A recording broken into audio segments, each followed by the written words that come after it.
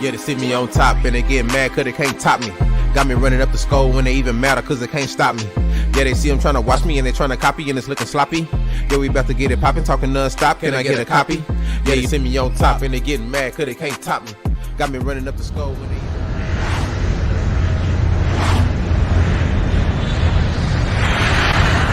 Make money, make money, make money, then you take money, take money, take money.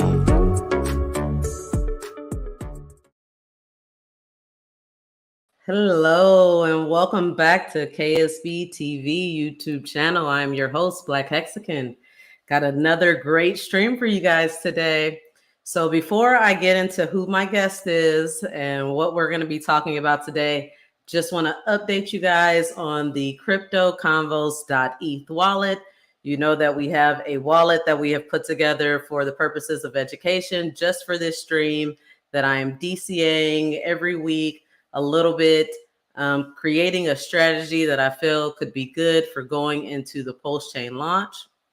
Recommendation of Randy Halarski. He was like, I think you should try to accumulate some ETH first. He has suggested anywhere between 0.25 ETH and 0.5 ETH. After thinking about that and really coming from the narrative of I want to be ready for post-chain, I want to have some value out of my copy, I decided not to do that much ETH. Stick with about 1.15 ETH, and then all the rest of my DCAs are going to be swapped into some type of altcoin. So whether that HEX, Hedron, TEXAN, the token that we're talking about today, this is my plan moving forward. I think that's going to serve me the best as far as getting some real value out of those copies. As you guys know, holding ETH going into the post-chain launch is not going to serve you so much, but it is a token that I still want to hold just because transaction fees are going to be around forever. I'm always going to still have that HEX on the ETH chain. So I think this is a good strategy. This week, we have been talking about potential buy opportunities, looking at HEX, looking at the derivatives, looking at the coins like Hedron that are kind of like built to pump up HEX, and then also just talking about diversifying your portfolio as a whole and looking at tokens that have great utility. And so this is why I invited my guest on today. Because I really do like the narrative and the utility behind the TEXAN token. I think that this is entering a phase or a market that is kind of untouched in crypto. The idea of bridging relationships with nonprofits so that they can benefit off of the cryptocurrency environment. So I'm not going to hold him in the back any longer. I want to introduce Mr. CryptoHeartbeat. What's up, Kaylin? Hello, hello. How are you doing today? Oh, I'm great. I'm great. I'm celebrating Texas independence today, the 2nd of March. Fantastic. It's great to see you, and thanks for having me on. Absolutely. I really appreciate you coming and doing this. I mean, it's not every day that you can get a founder of a legitimate token. Legitimate, yeah. Well, you know, and I even have a candelabra, so I figured we'd be in good shape today. Absolutely. Got that Richard Hart inspired feel. Yes. I love it. I love it. So for those of the people in my audience who aren't familiar with you, before we even get into the token, let's just talk about you. What steered you into cryptocurrency and made you so inspired that you decided that, you know, you wanted to be a bigger part of this space? Yeah, well, when I was a kid, so I grew up in the 70s and 80s. And when I was a kid, my brothers, I had 2 older brothers, and one worked for Apple in the early days, and then one still works for Microsoft. And so they were like super computer nerds, and I was not. And they were into all kinds of things. I mean, my brother was building computers at the beginning, early days. You know, he was a billboard guy. I mean, they were just, you know, computers were a thing because it was new and my brothers were into it. It wasn't until 2015, you know, we're watching, you know, we're looking at the opportunity to start mining crypto. And so we had an investor at the time who said, "Hey, let's run the numbers on doing getting some mining rigs and doing mining on Bitcoin." And at the time, Bitcoin was at $414, and I remember thinking, man, it would have to go to $800 for us to double our money. And we did this spreadsheet and everything. We decided, nah, it's not worth doing it. And it's funny, the rest is history. But I've watched it for a long time. I never really had the resources to invest in it, and never really saw that. I was building businesses at the time, and it just, things were blowing and going. And it wasn't until I was in the middle of the night watching a TV ad, and I literally saw on cable television, it said, do you want to be a millionaire? Do you want to be rich? And it was Richard Hart's voice voicing over this weird, probably 30-second ad that was at 2 a.m. And it was in between like a Geico ad and like the local car dealer. And I'm like, this feels so out of place. And I thought at first it was an MLM, like a multi-level marketing deal. And so I pulled it up on my phone and I found it was crypto. And I'm like, okay, this is really interesting. And it was something about big payday. And I'm like, what's this all about? Well, then I started watching Hexo on D Live and just loved it. Right. So I threw $600 2 days before big payday. Just because I didn't know what this Hex thing was. And of course, that's what sucked me in. And of course, a 25x later and buying my daughter's car, and convincing my wife that crypto actually was real money was really what got me into it. But what created my channel and everything is when I first heard Richard say that he was going to fork Ethereum, I like freaked out. I'm like, I'm not missing this opportunity. Yeah. Yeah. Pulse chain is, the idea of it just made so much sense. Ethereum was killing us. Even if you believed in Hex and you believed in what it could do long term, the idea of, spending $30 to $50 by the time you swap stake, right, to get that in, it's a detractor.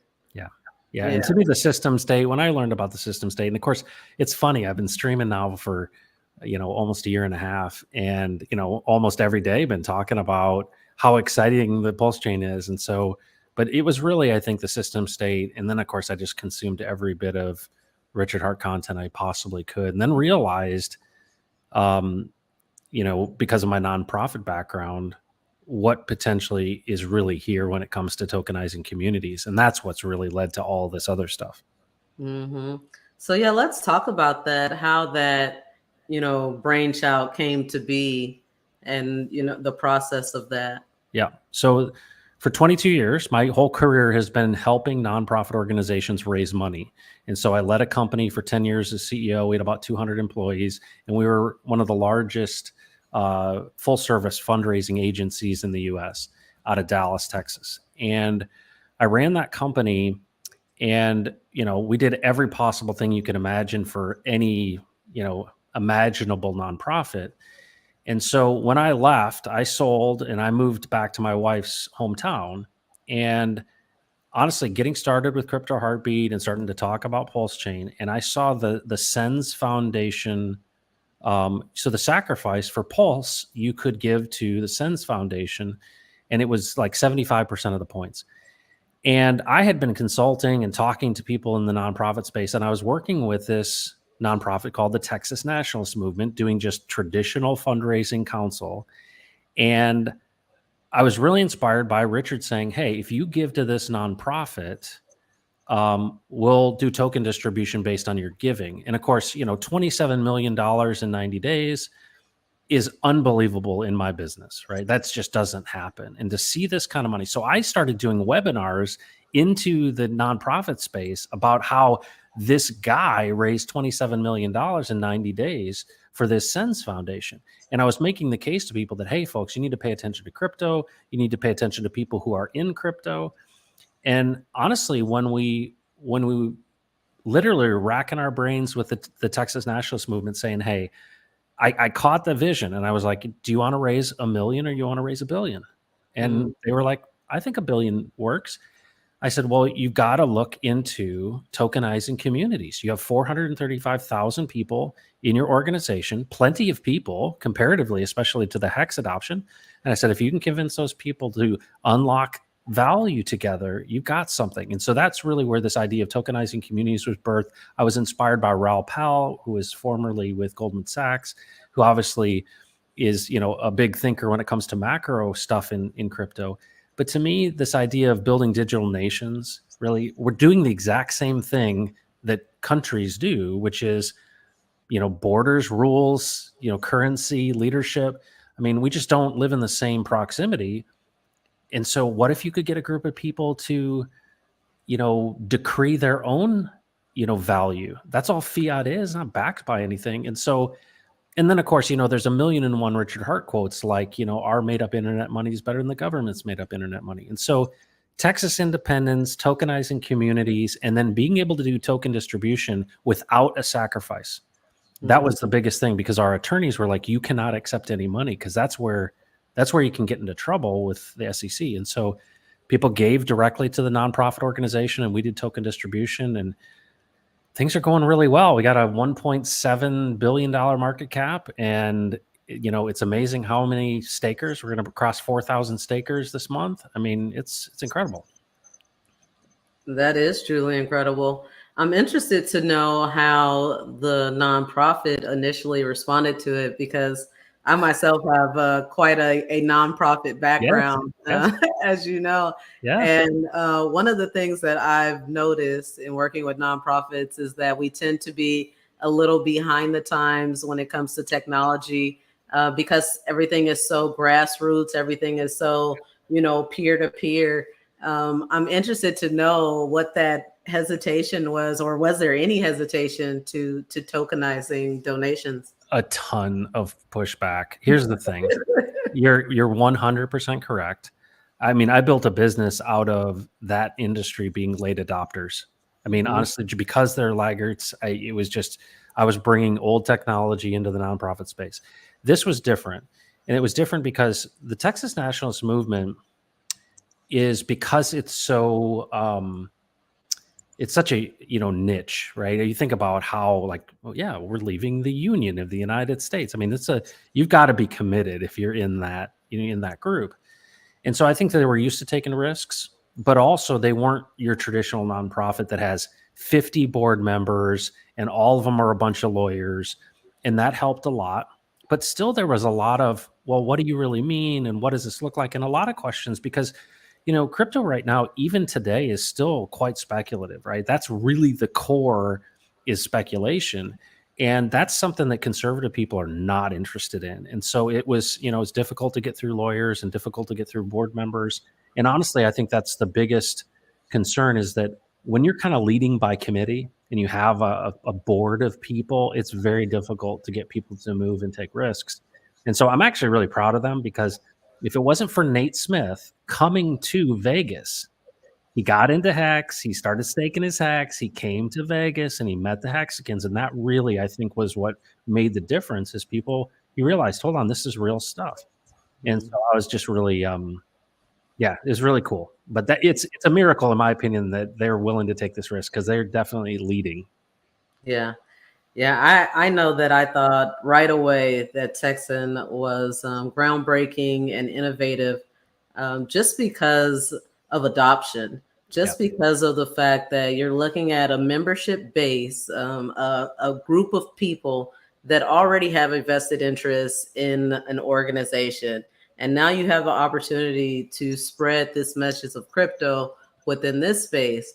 But then what was also interesting to me was that you didn't have to be a part of the organization to be able to benefit off or to participate in this ecosystem. So let's talk about the token itself and the tokenomics behind it and how you developed that idea. Yep. So, obviously inspired by Richard Hart, right? What did Richard do? And of course, one of the first, remember when it was Bitcoin HEX and he was up in front of the group of all these Bitcoin maxis and he said, I've created a better Bitcoin. And he said, if you're going to create crypto, first thing you need to do is to program in interest. That's a direct quote from Richard Hart. Mm-hmm. And so I took him at his word, and I realized, hold on, this idea of getting people to lock up principal for some reward, right, in the native token that is truly DeFi staking. And even as late as today, Richard's saying, hey, we need to change the name staking because it's not what people understand staking to be. It's more of this native mining. And of course, he's always said, Hex is just it's a proof of stake mine. And so certainly that's the inspiration. But some of the things about Hex, one, I heeded the warning, and the warning was don't have an inflation rate because inflation bugs are the number one things that get people hacked. So I said, all right, number one, it can't have an inflation bug. Two, it needs to reflect an existing financial product. And in our space, my goal is ultimately that nonprofit organizations are going to utilize our contract in some way. And we're going to do that by tokenizing communities. But the point is trustless yield in an immutable DeFi contract is really, really special. One, because it rewards people at some sort of rate. Obviously, with Hex, you've got T-shares and you've got penalties, and it varies every single day. We decided no inflation. We're going to have a table of interest that is easy to calculate, bigger, longer doesn't pay better. It's not a bigger pays better, longer pays better. It's just straight, simple to understand, yield curve. And, basically we're going to reward people for locking out principal. The thing that makes it an endowment, because an endowment is used by nonprofit organizations to essentially cover their cash flow. An endowment, every nonprofit organization that's worth anything wants to have enough donor dollars invested to create enough investment income to cover operations. Because no one wants to give to operations or debt. And so you want to endow that, meaning you have interest income that covers your operations. Well, when you get to that point in a nonprofit, that's like, hallelujah, that's what you want. Well, why not take the concept of an endowment and let people create their own endowments? And so if you think about it, it had to have a scraping function. In Hex, for example, you want to set up staking ladders because you can't scrape off your interest. You have to end your stake fully and receive total back. Well, we thought from a psychological perspective, you're probably more willing to extend your time period out longer if you know that you have the ability to scrape your interest at any time without penalty. And so it becomes an endowment in that respect. It creates cash flow. You can determine how much you need, but then you're more likely to push it out longer. And that's the base rate is 5%, and it goes up from there over time, over a max stake length of 22 years. And, the total, if you held a stake for 22 years, the yield on that is 1,881% over that 22-year period. And so it's actually way more, it's simplified, but it's also reflecting a different product with scraping. Okay. Did you want to do a screen share and go into it? Yeah. That'd be great. Yeah, if you go ahead and share that. Yeah. So if you're interested in learning more about the TEXAN token, you can go to texan.cc. So CC like cryptocurrency. So texan.cc is where you'll find this.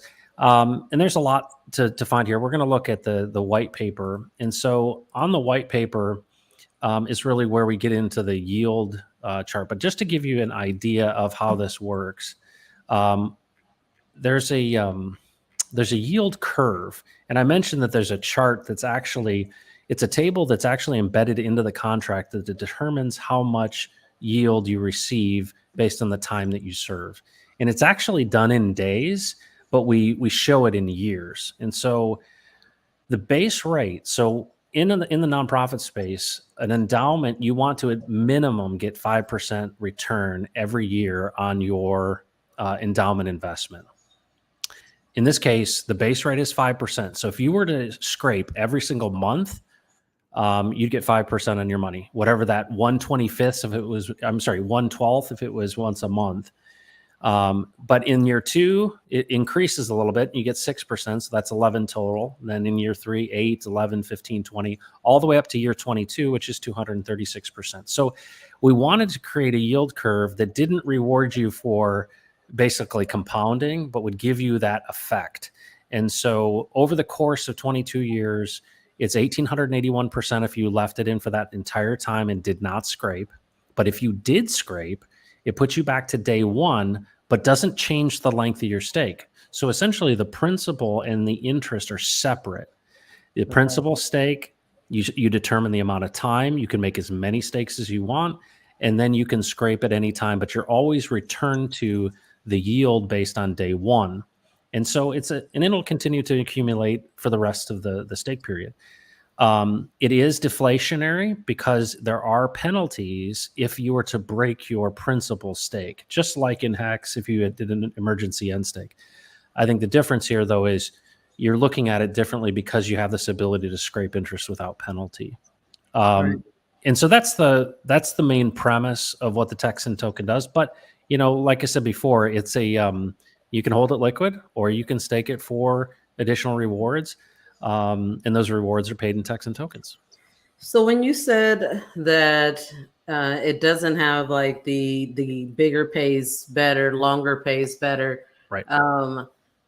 I want to understand the longer part, right? Because if you stake it out 22 years, then as each year passes, you are getting more. Yeah, I'm sorry. I misspoke. Longer obviously pays better. And I'm sorry, bigger doesn't pay better. That's actually, I misspoke there. Yeah, bigger does not pay better. Good. Yep. So it doesn't matter if you're a small fish, big fish, you're still it's exactly the same. Yeah. That same thing. Mm-hmm. And would it be better or, like just thought game theory wise to stake it out long and scrape, or to do the yearly and do no scraping? I think it really depends on what you're doing it for. Because you have unlimited stake capability, I just look at, what are the needs? When I was a kid, my aunt was the treasurer of a town outside of Detroit. And we didn't know it as kids, but she bought us savings bonds when we were born. And they were like the best savings bonds you could do with the highest yield, but you had to wait like 25 years or whatever the length was. It was a long time. Well, we didn't know she had done this. She passed away and she left us some money. Well, I think about this as that kind of a tool. Is let's say you've got, all right, it's a 22-year stake period. That's, probably not your core time frame. You don't think in terms of 22 years. It's kind of multi-generational. And so I think if you got kids, all right, when are they graduating? You got new grandkids, hey, I'll throw a couple bucks into a stake and just let it ride. Well, you're thinking about an individual person. But if you were looking at cash flow, straight cash flow for yourself, mm-hmm. I think there's a lot of people in the institutional world that wouldn't be interested in the long term. They're looking at 5%. 5% is enough. You had me at 5%. If I can have guaranteed trustless 5%, I just have to have a bag big enough that's going to create the cash flow that I need. But then there's people that are super creative, like X-Ray Vision, who's like, hey, here's how I'm going to do it. And he's created these scraping ladders. It can get as technical as you want. I'm very simple-minded in this, in the sense that that's why it's 5% base rate. It's like, hey, this is kind of, I can't find 5% anywhere else. And if I have trustless guarantee, okay, that makes sense to me. But, it's really a matter of what people's needs are and what they want to accomplish. Right. But at any time you scrape, so let's say you do a 22-year stake and you serve 18 years and you scrape, you're essentially starting back over one. Is that correct? Yeah. So you would have 4 more years of your time period. Mm-hmm. You would have gone back to year 1. And so that following year, that year 19, it would be 5% again. Yes. To me, that tells me that you almost want to have, a stake that ends year 18, year 19, a yearly ladder, as opposed to scraping and resetting your clock. Well, yeah, because if you're willing to wait that period of time, you're definitely going to benefit by waiting. Mm-hmm. But like I said, it just matters what your goal is. Mm-hmm. But yeah, I mean, the beauty of it is there's a lot of benefit for sticking it out a long term. But 15 years is hard enough. 22 years is just like, it's hard to even fathom. But that's really the point, though. Endowment wise, is it's multi-generational. That's the whole point, is that we're thinking beyond ourselves. Yeah, for sure.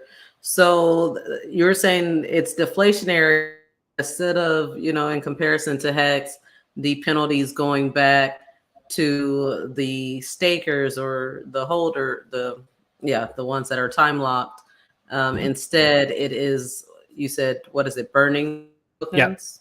So what it basically happens is the total supply, and this is unique as well because there's no OA, right? So there's no OA wallet. There's theoretically 100 trillion tokens possible in the contract, but it's actually tied up in a variable. Okay, so it's not in a wallet. So unlike Hex, where it was put out to daughter wallets, and there's all of these that aren't moving, and no one sells it, and no one knows who the OA is. There's no OA here, so no one has keys to this supply because minting supply only comes from staking. And that was another thing that we wanted to make sure it was the case, that there wouldn't be anyone to say, well, Matt and Brandon, they hold the keys to all the supply. Not true at all. So if you look at the total supply, it's going down because if you end your principal stake early, and all of those penalties that are burned there are because people have given their keys to people who have hacked them. Wow. So unfortunately, there were people that were part of the Texas nationalist movement and a couple people in our community who gave their keys to someone or let someone remote control their computer, and they lost all of their tokens. And so 50%, you lose 50% if you emergency end stake prior to 50% being served. And so that's how penalties are burned. They don't get distributed out like in Hex, where they're distributed to all the stakers. They're just burned from supply. And so the differences here is we have a thing called endowment supply, which is that second, the middle box there. And what's interesting is people lock up their principal tokens. It removes it from potential supply. So there's a finite amount. And I use the term, it's a proof of stake mine, like a gold mine, where we know exactly how much gold's in the mine. And you get to say, I want to reserve this much for myself. And it will reserve the total possible. But if you scrape, it will reset your number, and it'll recalculate it. But you know that if you were to set a stake, it's going to be there for you when you want, when it's complete. But that reduces the endowment supply. And right now we're already, down, nearly 60% of the total supply. And so the liquid supply that exists in the market is only the 875 billion number versus, these big trillions. That's locked up in the contract in a variable, and you can only get it if you stake. And we've got 3,900 people staking so far. Yeah, that's incredible. I'm really liking the tokenomics. I see great potential in the product. Is there anything else we should know about the tokenomics? No, I think at the end of the day, it's on Ethereum live right now. But obviously a copy onto the Pulse chain. Our intent was to be on the Pulse chain exclusively, but we made some agreements with the TNM, and it's like, we're ready for this, to go live. And so that's a cool thing. There will be a double there, whatever that means on the Pulse chain side. But that's the thing to keep in mind is it's a ERC20 token with a trustless yield component and staking, and it's at texan.cc, and you can read all about it. Absolutely. Do you know how many holders you guys have? Because I know that there are plenty that, hold. I know exactly how many holders there are because I saw the last buy. So there's 22,776 as of about 20 minutes ago. Okay. So a lot of those people they claimed. So we did 2 claims. Anyone who had been in the Pulse or PulseX sacrifice could come in and say they wanted the free claim.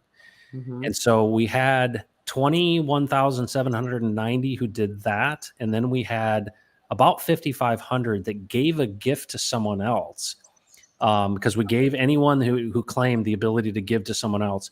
And that was about 5,500. So we've had some people dump.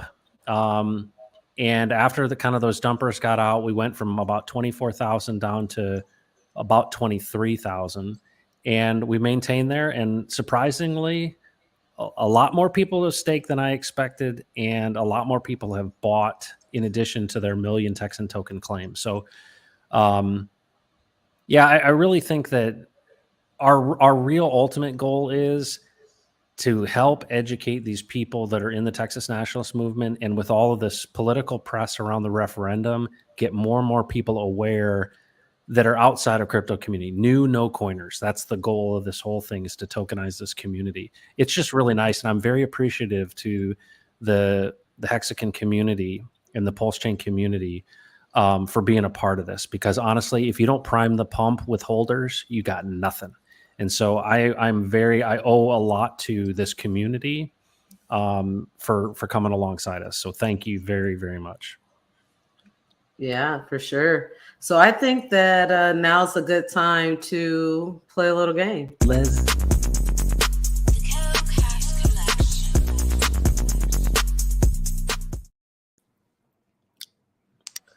All right, let me get my screen up. I should have had this done already, but I was so interested in what you were sharing that I hesitated to get my screen up. So here we go. If you guys are new to the show, I like to do this thing called Crypto Truth or Dare, where we spin the wheel to see if my guest is going to get truth or dare. Based on what the wheel shows us, we will then spin another wheel that will give us the question. So, Crypto Heartbeat, let's do this. Freddie Quotes wants the freestyle. I don't have much of a freestyle game, but I do know a few rhymes, if you know what I'm saying. Ooh, spicy. That's right. Love it. All right. So now I'm going to open up the dare wheel. Haven't had too many dares, so I'm really interested to see what we're going to get here. Oh, boy. This is concerning. If he opts out, he will be sending a member of our viewing audience $50 of the crypto of his choice. Oh, I got to take this down to see. Oh, my gosh. So this is the dare for me to dance? Yes, no music. Just give us your best move. Here's the thing, though. I made an agreement with the TEXAN Token folks in the Telegram that I would not twerk until there was a 10,000x. So I cannot twerk, nor will I twerk. But I'm gonna add to it though, right? See, my camera is pretty close. So there's no music to this? No music. Oh, I love it. You love it? Got the hat. Well, the question is, hang on. The question is brown or black? What do you think? Oh, black. Oh, black, absolutely. Okay. Come on. Yeah. All right. It is Texas Independence, and in honor of great dancers everywhere, including Brandon from Rags to Riches. All right. How long do I have to dance for? Just give us your best move. All right. This is going to be tough when I'm sitting down here. This is going to be tough. All right. All right. So get ready to capture this one. All right.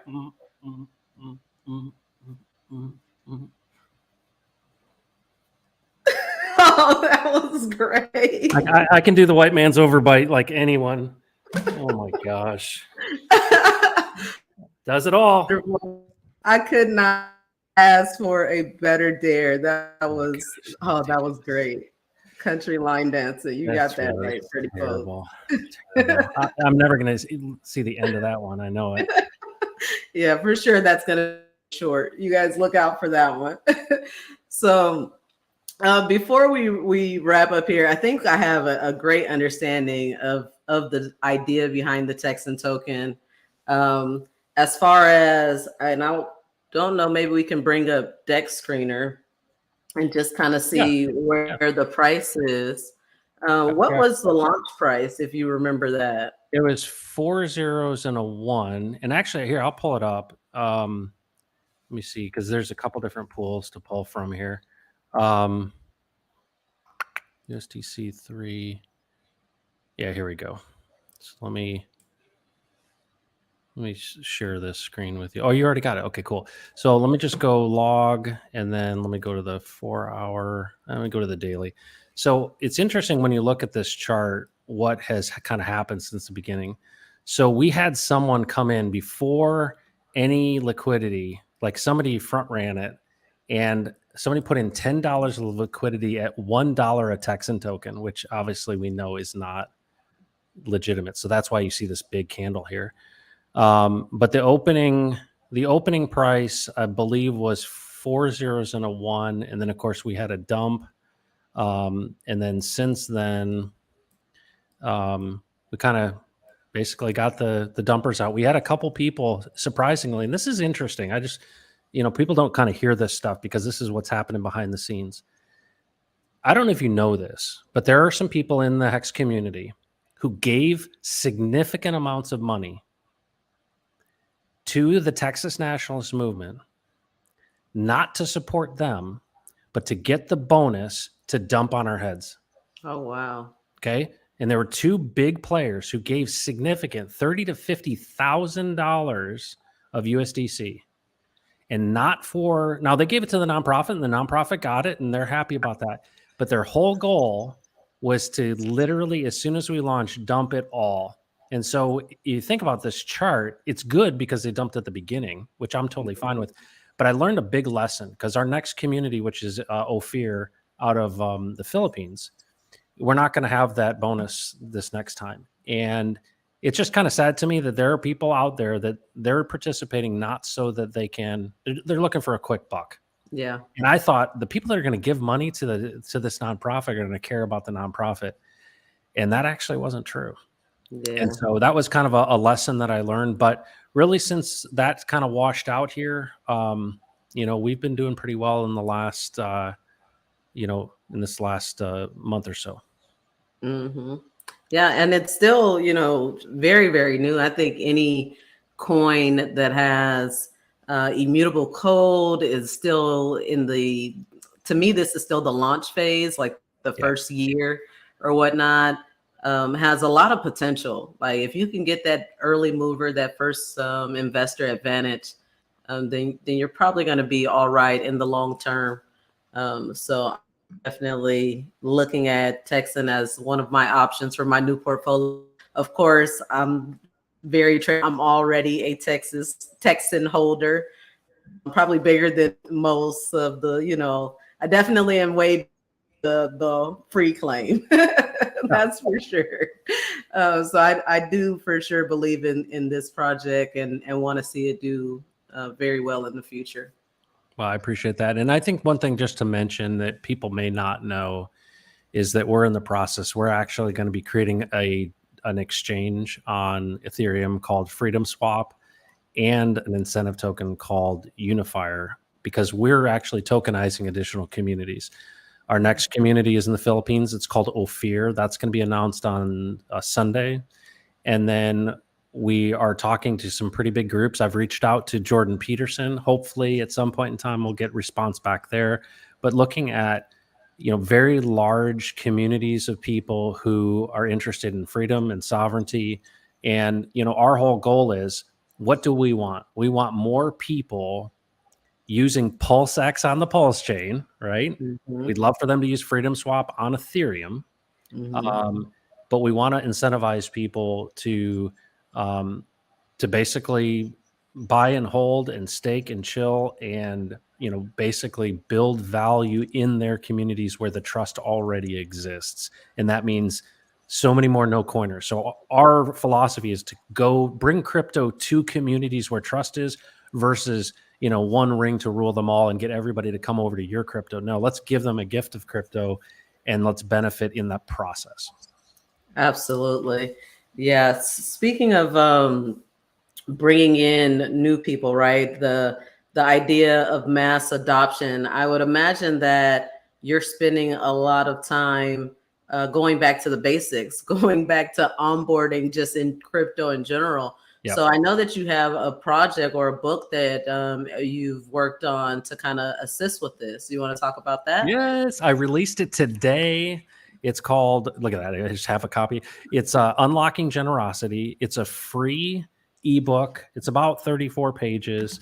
And it's, it's basically all the thinking from the past 2 years around crypto and what I think DeFi really means for the future of freedom and sovereignty. So there's that component of it. But this is a TEXAN token edition. but it's very practical too. Like, how do I get a MetaMask wallet, and what is a hardware wallet? And so this is really kind of inspired by the no coiners that are in the Texas nationalist movement, who tend to be older. Honestly, it skews much older, and they want something that they can kind of write in the margins of. So it's not a tool for everybody, but on my last stream, there's a link to it, and it's free. So there's no, it's not like it costs anything.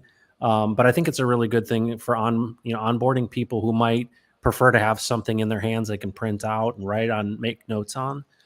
Some very practical things like how to get in and out of crypto. So it's a combination of why you should be paying attention and what should you potentially consider doing. Do you possibly have a link that you can send me? Yes, I do actually, and I'll put it in the private chat for you. And if you want to, you can put it in the description or something, and I'll do that. I'll do that right now.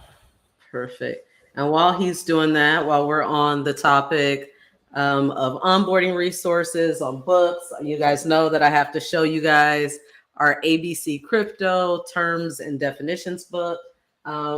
It's the same principle as far as having access to resources for new people coming into crypto.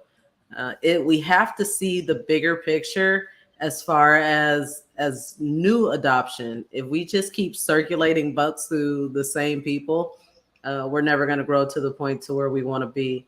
So I have that link. I'm going to go ahead and throw that in the chat. And then I'll also save it over here so that after the stream, I can add it to the description of the video. I appreciate that a lot. Thank you. Absolutely. Anything else going on with you? No, that's a whole lot. Well, we're celebrating Texas independence today. This is what, on March 2nd of 1836, a declaration was made to separate from Mexico. And then on April 21st, the Battle of San Jacinto is when the Republic of Texas was born. And for 9 years, it was a republic. And we're looking to encourage the people. On Monday, I'll be at the Texas Capitol. I'll stream live from there, where we're talking to the legislators in the House and Senate about the referendum and basically asking for their support on the referendum. So you can see that live from the Capitol on Monday.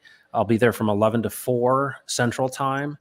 So that's pretty big news. But yeah, I mean, the cool thing about the TEXAN token, what I'm excited about is, what do we want in crypto? We want to be early in projects, and we want them to get a lot of publicity. And so we get ourselves a referendum on the ballot for November, and we've got ourselves something special here. So just want to, that's really the only additional thing.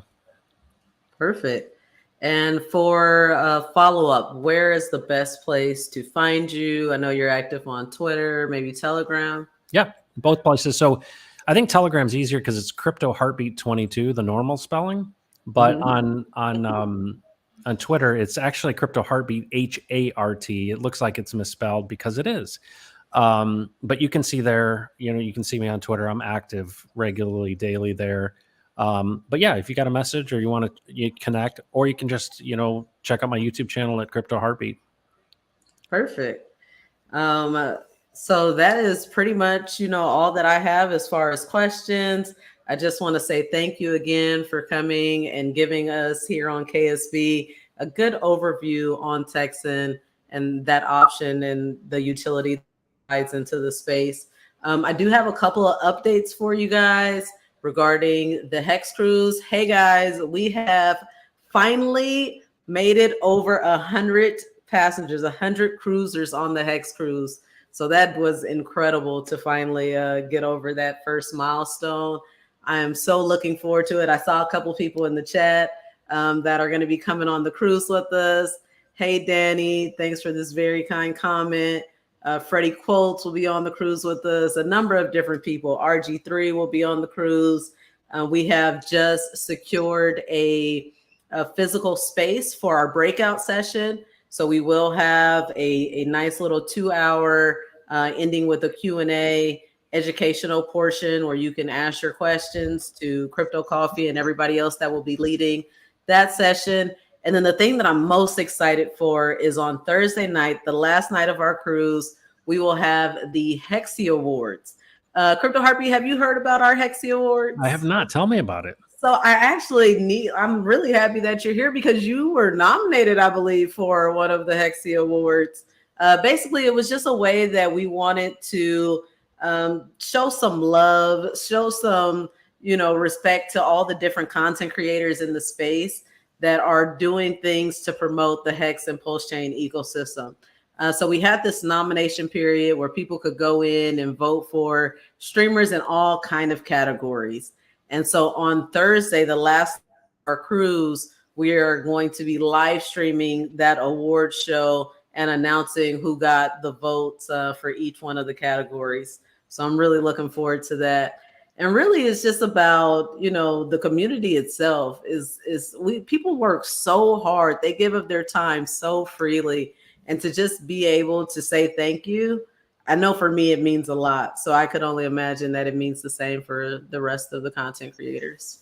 Oh yeah. And I just want to also say, one, thank you for having me on.